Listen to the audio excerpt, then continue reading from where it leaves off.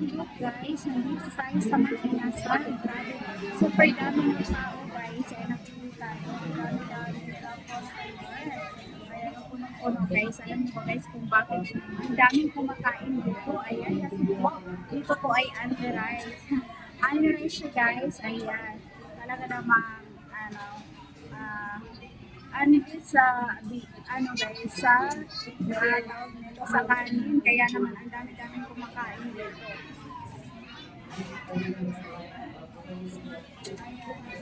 Super dami ng tao, super dami na nakatulog.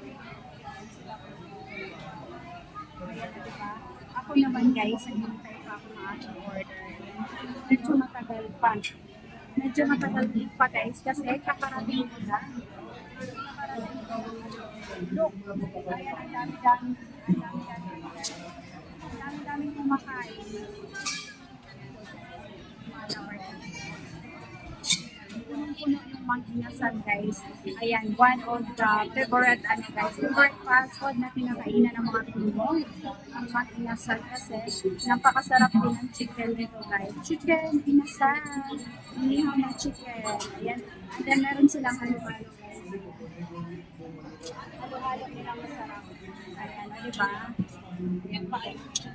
Ayan, habang naghihintay na po ako ng aking order guys. Ayan. So, magano tayo.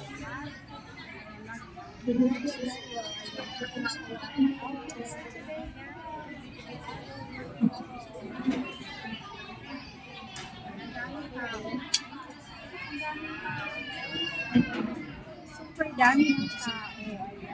Dito yung mga Pinoy. Ayun, si batang naiyak. Ayan. So, maingay dito guys.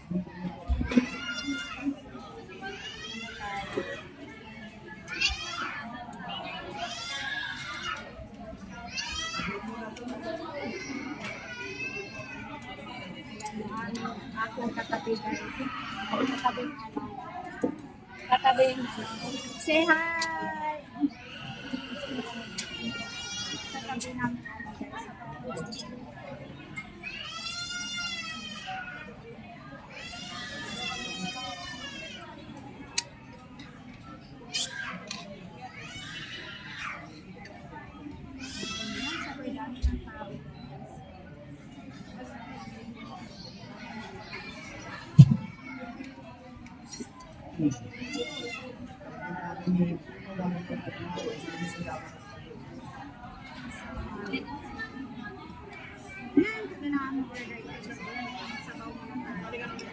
Sa brown.